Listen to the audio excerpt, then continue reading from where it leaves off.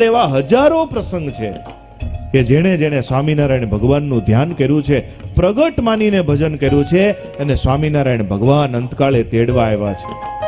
આ લોકમાં ક્યાંય જોવા ન મળે એવી રીતિ આ સંપ્રદાયની અંદર સ્વામિનારાયણ ભગવાને પ્રવર્તાવી છે.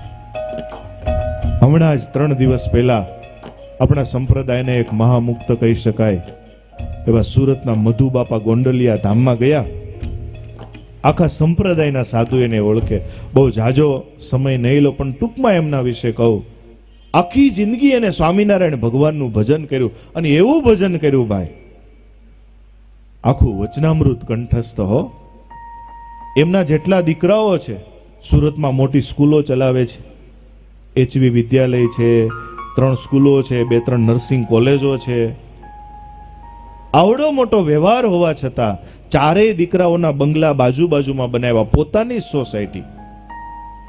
અને દીકરાઓ બધાને નિયમ દરરોજ વચનામૃતનો મુદ્દો કંઠસ્થ કરવાનો. એના દીકરાઓ એને પણ કંઠસ્થ કરવાનો, વહુને પણ કંઠસ્થ કરવાનો, દીકરીઓને પણ કંઠસ્થ કરવાનો વચનામૃતો. આપણને એમ થાય 21મી સદીમાં આવું શક્ય છે. અને બાપા બધાયનું ધ્યાન રાખે. સવારે તો બાપાને કંઠસ્થ આપવાનું, આખા દિવસમાં ગમે ત્યારે ફોન કરે. આમ પરિવારમાં સત્સંગ થાય.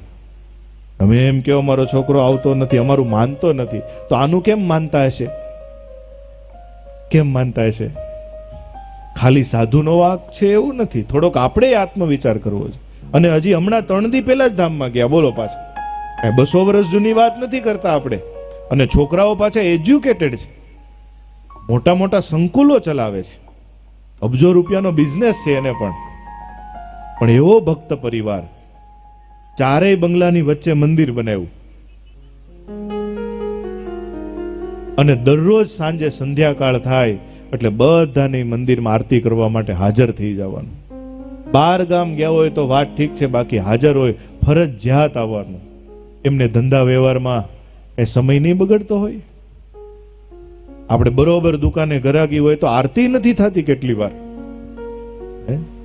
ભણારી ભકે સ્વામી એક માનસી પૂજા રહી જાય, કઈ તો કે 3 વાગ્યાની. કેમ તો કે બરોબર દુકાનનો ટાઈમ હોય. અને એવું ભજન કર્યું વાલા ભક્તજનો. પરિવારમાં એવા સત્સંગના પિયુષ પાયા. અને હજી એક મજાની વાત કહું, જ્યારે માઘ સ્નાન આવે ને ત્યારે બધાને ફરજિયાત માઘ સ્નાન કરવાનું. આજના જમાનાના ભણેલા ગણેલા દીકરાઓ દીકરીઓ અને વહુ બીજા ઘરેથી આવ્યા હોય એ પણ પાછા એને એક્સેપ્ટ કરે, કારણ કે પોતાનો એવો શુદ્ધ આશય, એવું પવિત્ર જીવન. સંતો ગયા હતા આમ માઘ સ્નાનમાં, બહાર આમ લાઈન કરે આખી માટલાની, એમ સાધુઓ માઘ સ્નાન કરે એમ બધાય. અને 1991માં બાપાએ શરૂ કર્યું હતું. આખો શ્રાવણ મહિનો પરિવારના જેટલા જણા હોય 40-50 બધાને સવારે 5 વાગે ઉઠીને પ્રભાત ફેરીમાં જવાનું. આખો શ્રાવણ મહિનો 1991માં એ પરિવારમાં પરંપરા ચાલુ થઈ. આજે 2025 સુધી અકબંધ ચાલુ છે. કેટલા વર્ષ થયા? અને હજી ચાલુ રહેશે. કોઈને ખબર નહોતી કે એને ધામમાં જવાનું છે, તો કે આપણે સત્સંગી જીવનની કથા કરાવવી છે. અરે બાપા એમ કરીએ ભાગવતની કથા કરીએ. નહીં, કરાવી હોય તો સત્સંગી જીવનની, નહીતર હું નહીં આવું. અને હરિદ્વારમાં ત્યાં સત્સંગી જીવનની કથા કરાવી. અને વળી હરિવલ્લભ સ્વામીએ પૂછ્યું કે બાપા કાંઈ રહી ગયું હોય તો બાજુ હારે હોય તો દઈ દેજો. તો કે મારી પાસે બીજું તો કાંઈ નથી, પણ 1500 રૂપિયા છે. તો કે એ દઈ દો એટલે પૂરા થઈ જાય. તો આમ ગોતે ક્યાંય ગયા, કે ઉંમર થઈ જાય થોડી એટલે ભૂલાઈ જાય ને સેજે. તો કે ખિસ્સામાં છે, ખિસ્સામાં તો ગોતો. તો કે હા, કે રૂપિયા તો ખિસ્સામાં જ હોય ને. 1500 રૂપિયા કાઢ્યા, શું કરશો? તો બધાને 100 રૂપિયા દઈ દીધા. તો 150 રૂપિયા વધાય, કે લ્યો આ તમારા. કે તો કે હવે કાંઈ છે પાસે? તો કે એક છે. શું? તો કે ઓલી દાનપેટીની ચાવી અહીંયા પડી છે, એ લઈ લેજો, નહીતર વળી એમાં પાછું મારું મન લાગશે. આટલું અનુસંધાન. હવે કાંઈ? તો કે બસ હવે કાંઈ નહીં. હવે મહારાજની એટલી જ પ્રાર્થના કરું, ધામમાં લઈ જાય. અને આટલો આખો સંકલ્પ પૂરો કરી બધા પરિવારના ભક્તોને મળીને હળી મળીને આનંદથી. હો.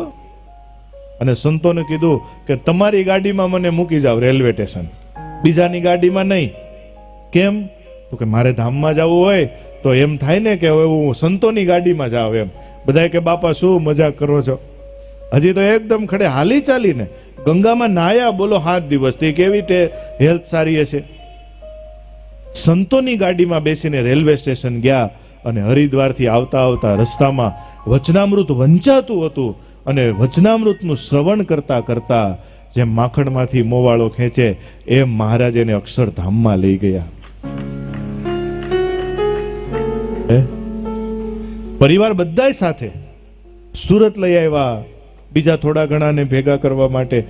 2 દિવસ સુધી એમના પાર્થિવ શરીરને રાખવામાં આવ્યો, પણ રોજ એ દીકરાઓ સ્નાન કરાવે. વિડીયો પણ ઉતારેલો તૈયાર છે.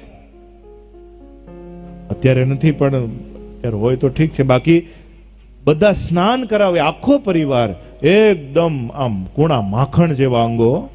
ભગવાન ધામમાં લઈ ગયાની નિશાની. અને 2 દિવસ રહ્યા તો આ મોઢાની કાંતિ વધતી જાય. બોલો, નહીતર માણસ મરે પછી એનું શરીર આમ કાંતિ વાળું થાય કે કાળું પડતું જાય, અને એક એક અંગો વળે.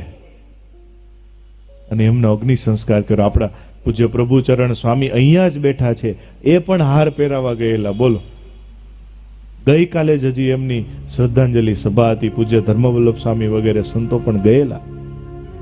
અને એટલા માટે આ પુરુષોત્તમ પ્રકાશ એવું કહે છે કે મહારાજની મૂર્તિને બરોબર અંતરમાં ધારજો અને પ્રગટ સ્વામિનારાયણ ભગવાન છે એમ ધારજો. એમાં જરાય લેશ માત્ર શંકા રાખતા નહીં. સ્વામિનારાયણ ભગવાન સદાય ધામમાં તેડવા માટે હાજર આવશે. અને આ વખતે તો મહારાજ એવી